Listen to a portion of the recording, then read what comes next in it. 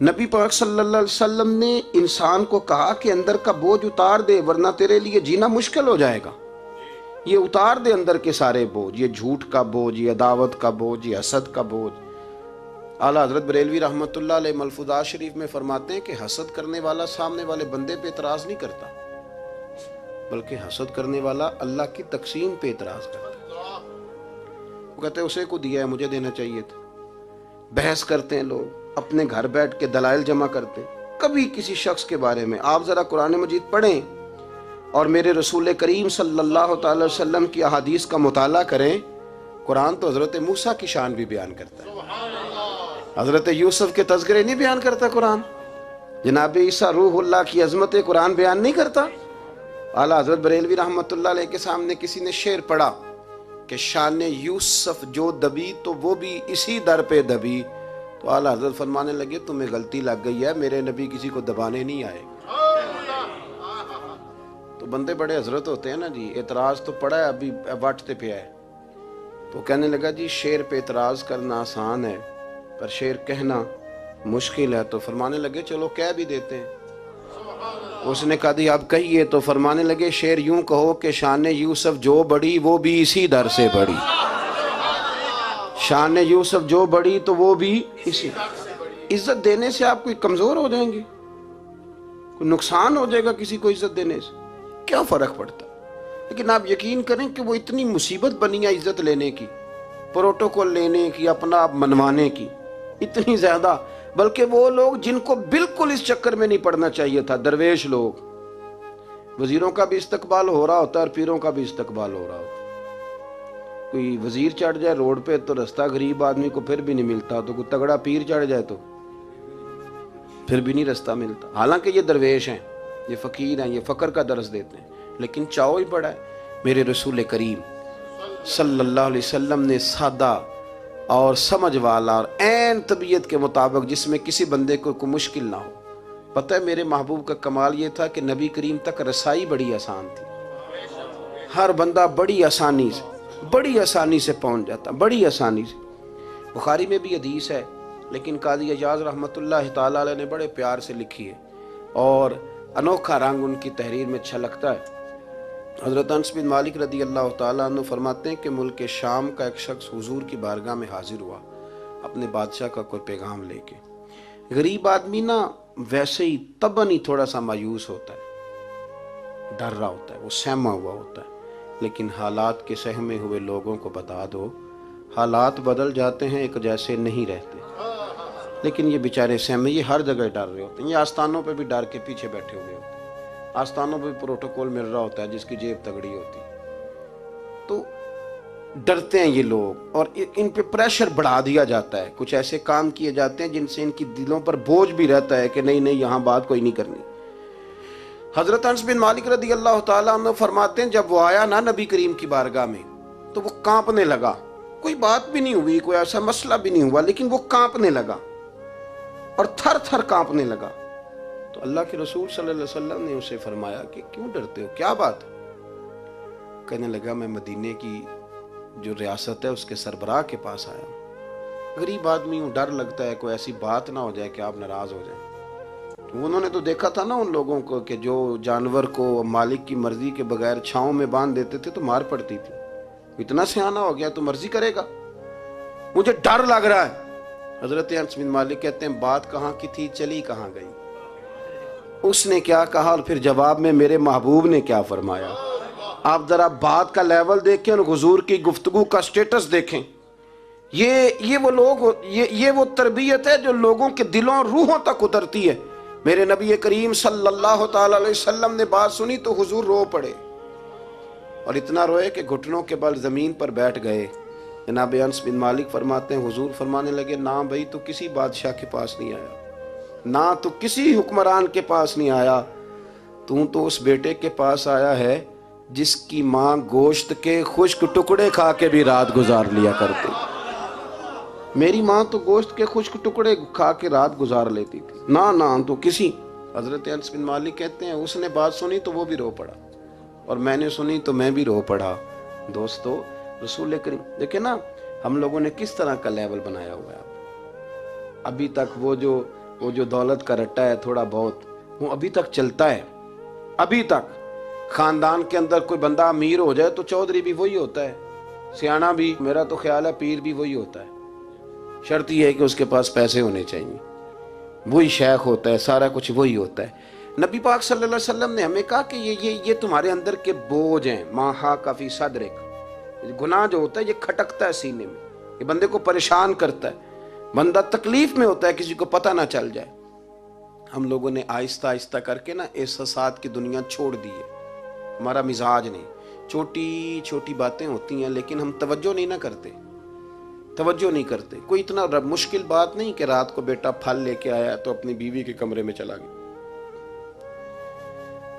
لوگ اس کی ماں کو اور اس کے باپ کو یہ بات آسانی سے کہہ دیتے ہیں کہ آپ حوصلہ کریں، دفع کریں، جو کر رہا ہے کرنے دیں. لیکن جس بندے کی کل کمائی اس کا پتر ہو اور بھری جوانی میں جس نے کہا ہو بیوی سے کہ چل میں پرانے کپڑوں پہ عید گزار لوں گا، تو نئے کپڑے بچوں کے لے آ. جس نے 30 سال سعودی عرب میں، دبئی میں، مسقط میں، پردیس میں گزارے ہوں پر وہاں کمبل بھی نہ بدلا ہو کہ چلو بچے میرے پڑھ جائیں، اس کی کل کمائی باغ تیرے دی کر کر راکھی، ساری عمر گزاری تو جدوں یہ باغ پکن تے آیا لے گئے اور وپاری، تو وہ پھر جا کے تو 6 کنوں رکھ کے پلیٹ میں اپنی بیوی سے کہتا ہے جا ابا جی کو دے آ. یہ کہنا آسان ہے باپ کو کہ تو صبر کر، حوصلہ کر، پر وہ باپ جب پیچھے پلٹ کے دیکھتا ہے تو کہتا ہے دنیا نے تو تجھے تحفہ دیا ہوگا، میں نے تو جوانی تجھے دے دی، خوشیاں ساری تیرے نام کر دی اور تو میرے ساتھ یہ سلوک کرنے چلا. احساسات نہیں، اس کو پتہ ہی نہیں. روز دوست کو ٹیلی فون کرتا ہے کہ آج باہر سے کھانا کھائیں، کبھی ابا جی کو بھی کرنا کہ ابا جی آج میرے بغیر روٹی نہ کھانا، میں آؤں گا تو مل کے کھائیں گے. کبھی کہے اماں کو کہ اماں مجھے بڑے بڑے ریسٹورنٹ میں وہ مزہ نہیں آیا کہ تیرے ہاتھ کے چاولوں کی روٹی میں مزہ آیا، آج پکا نا.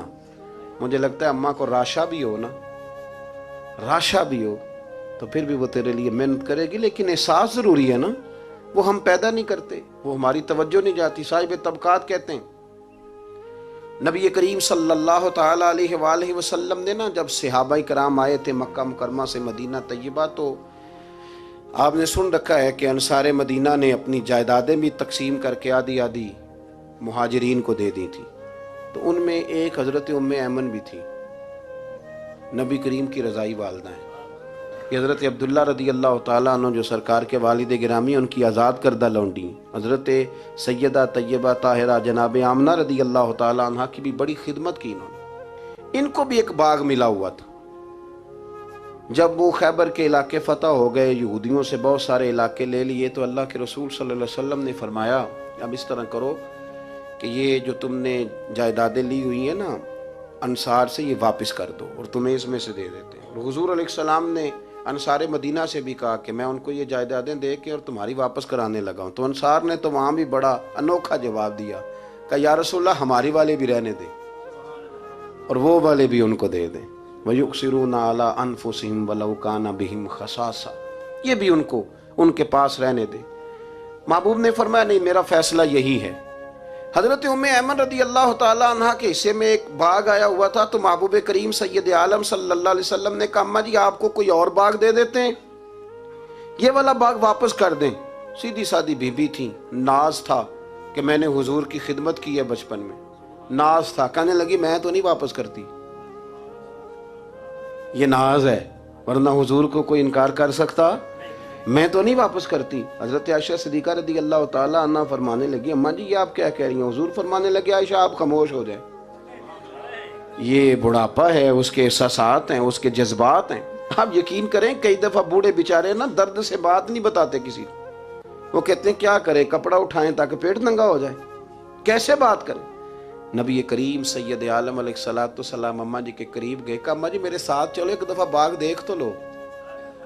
حضور ساتھ لے کے گئے، ایک باغ دکھایا تو کہنے لگی نہیں نہیں میں نے نہیں لینا، یہ مجھے میرے والا ٹھیک. حضور نے پھر دوسرا دکھایا، کہنے لگی یہ بھی نہیں مجھے پسند. محبوب نے تیسرا دکھایا تو کہنے لگی یہ تو میرے والے باغ سے بھی پیارا ہے، یہ میں لے لوں گی. جب وہ مسکرائیں تو حضرت عائشہ کہتی ہیں میں نے حضور کی آنکھوں میں آنسو دیکھے، فرمایا الحمدللہ اس کا دل نہ راضی ہو گیا ہے. یہ طریقہ ہے میرے عزیز، تھوڑے احساسات تو پیدا کریں. تھوڑے اپنے جذبات. کتنی خود غرضی والی زندگی ہے کہ مجھے صرف میرا ہی خیال ہے. اور جو جہاں بیٹھا ہے نا, پتہ ہے ہم پریشان زیادہ کیوں ہیں؟ میں مولوی ہوں تو میں سارا دن یہی تقریریں کرتا ہوں, لوگ مولویوں کی عزت نہیں کرتے, لوگ مولویوں کی عزت نہیں کرتے. تو میں کہتا ہوں چھوڑیں یہ رٹا, عزت مانگنے کی کیا ضرورت ہے؟ اب منت مانگ کے عزت کرانی ہے؟ چھوڑیں, کوئی ضروری ہے؟ میں اس طرح کرتا ہوں کہ میں عزت کرنی شروع کر دیتا ہوں. میں کرتا ہوں نا 15-20 علماء کی عزت, چلو ہم آپس میں شروع کر لیتے ہیں, تو خود بخود باقی بھی مسئلہ ٹھیک ہو جائے. بوڑھے لوگ ہر وقت شکایت کرتے ہیں عزت نہیں کی جاتی, عزت کیوں آپ بھیک مانگتے ہیں؟ کیا ضرورت؟ پیار دینا شروع کریں, روز بروز مطالبہ کرنا کہ میری خدمت کرو, میرے پیچھے چلو. اس سے تو دقت پیدا ہوتی, انسان تکلیف میں رہتا ہے.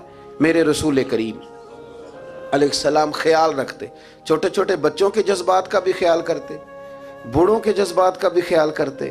نبی کریم صلی اللہ علیہ وسلم ہر شخص کے بارے میں ایسا نظریہ رکھتے کہ جس سے قوم کو سکون ہوتا, دلوں کے اندر اطمینان پیدا ہوتا.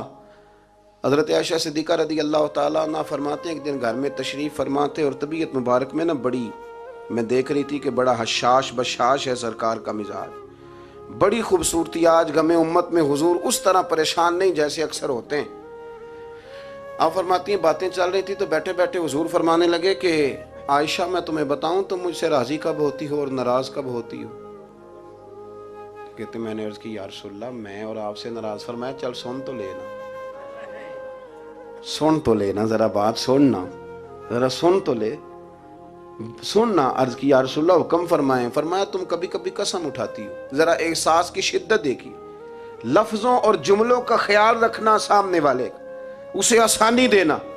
نبی کریم صلی اللہ, دیکھیں نا, میں نہیں پرواہ کرتا جی اب بیویوں کی باتیں کون سنے, میں نہیں پرواہ کرتا جی فلانا تو ان پڑھ ہے, لیکن جو ہمیں حضور نے ذوق دیا جینے کا, جو تسلی دی ہمیں زندہ رہنے کے لیے, جو ہمیں کہا کہ یہ چیز تمہیں جوان کرے گی, ٹھنڈا رکھے گی.